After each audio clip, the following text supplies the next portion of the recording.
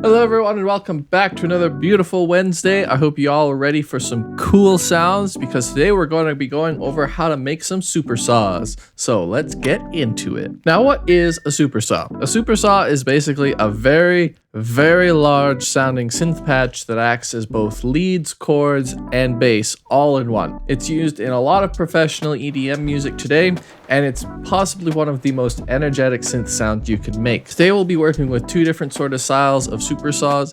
First one is a very basic super saw that only really utilizes one synth patch, and it's great to use to help write out any ideas you have, get some creative motion flowing.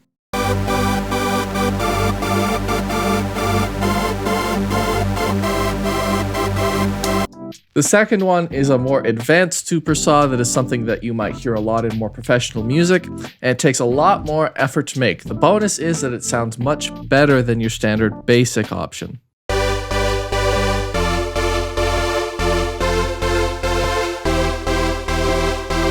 So let's start with our basic super saw.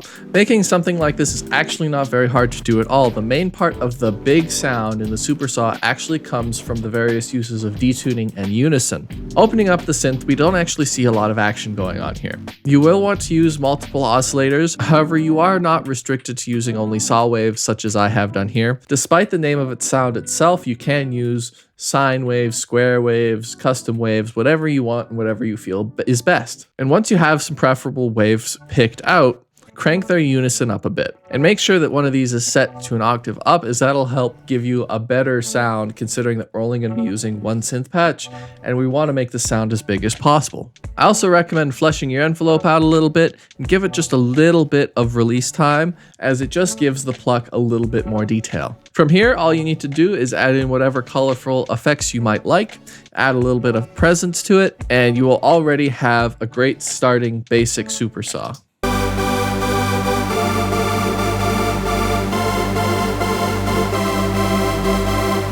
Something straight out of a 70s movie. For a basic super saw such as this though, I do not recommend combining in the sub part of the bass, as you want to keep the sub separated if you are using this particular kind of option. Keeping them separated and just limiting this style of super saw to chords and melody and bass options is the best way to use it without making it sound muddy. And as I said, this is primarily used for just jotting out ideas. Preferably, you will want to be using the more advanced style of super saw for your actual music once you've written out all of your ideas, which is what we will go through now. Your more advanced super saw is similar story to start, but gets a bit more complicated after the first few steps. And it's also going to involve a lot of layering. Your first step is you're going to want to design your main layer. This is going to be the main body of the synth and the main sound you hear when you play your super saw. This step is a lot like the process to make a basic super saw, except you generally won't want to use that octave up option that we mentioned before. Let's open up this main patch that I made for our more advanced super saw here and see what's going on.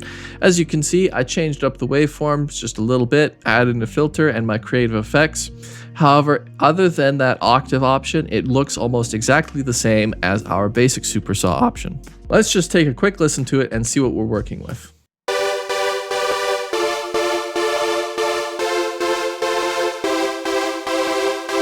So that is going to be generally the main characteristic of the super saw, is that sound. Moving on, the next step you're going to want to do is design something that I like to call a character layer. This layer is going to add in a lot of high-end detail and just add quality to the main patch as we layer it in. Separating the mid-range body from the high-end gives you a lot more creative control over the entire sound, which is why we're separating them here. However, the process for creating the sound is generally the same. Going into the character layer I've made here, you can see I've added in a couple more unique waves, getting away from that basic saw wave, as we want to add character and not necessarily just extend it up. In this case, I recommend using the octave up option on any oscillators you do use, and pick out your waves depending on what you want this saw to have characteristically.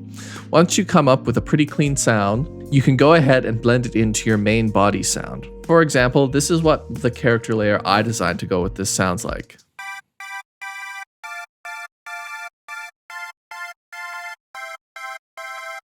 And this is what both of those layers sound like when you combine them together.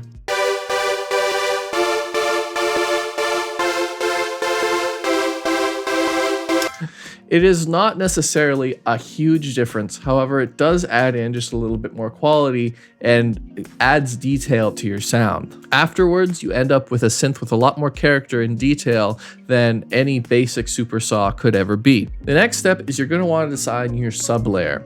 This is possibly the most simple step, and for that reason, it's generally the most fun. As always, you do want to separate your sub from any of your other main synth patches to help prevent it from getting muddy and to keep your sound clean. For a super saw, a square or triangle bass add a lot of quality, however sine waves will give you a really deep subby feel. And for this particular super saw, I actually went with a combination of a more distorted sine wave and a square wave together to help give it just a little bit more quality and that subby feel. And this is what it sounds like as a finished product.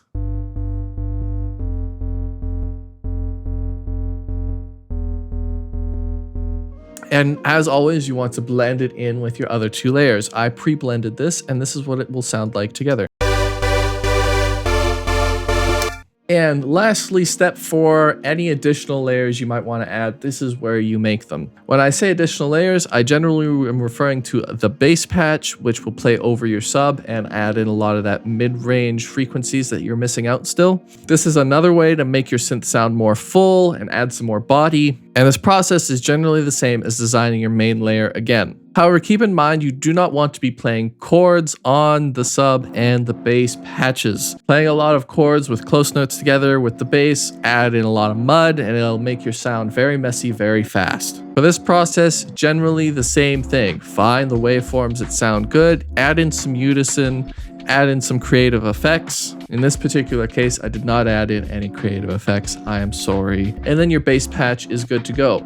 It's actually very simple to make a super saw in this particular method.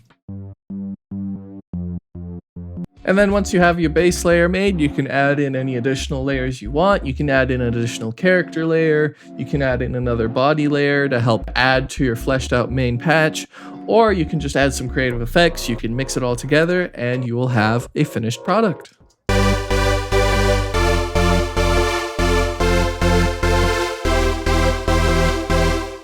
The most important thing when mixing it all together is make sure your levels match. An advanced super saw like this takes a little bit more work to make, but trust me when I say the sound is much better and it will definitely put you on top of somebody who's using something like this in their music where it's just a basic one-off patch. Don't be afraid to go in and EQ some patches after, clear out some frequency overlap, get it all nice and tidied up as well. You want your music to sound clean, not messy. And that's pretty much going to do it for this episode, guys. I hope you found this useful and informative as always, and I hope that you were able to make some pretty cool sounds using this information. For now, I'm just going to leave it here, and I will see you guys next Wednesday when we get back into some more orchestration videos, hopefully. So I will see you guys next Wednesday. Bye-bye.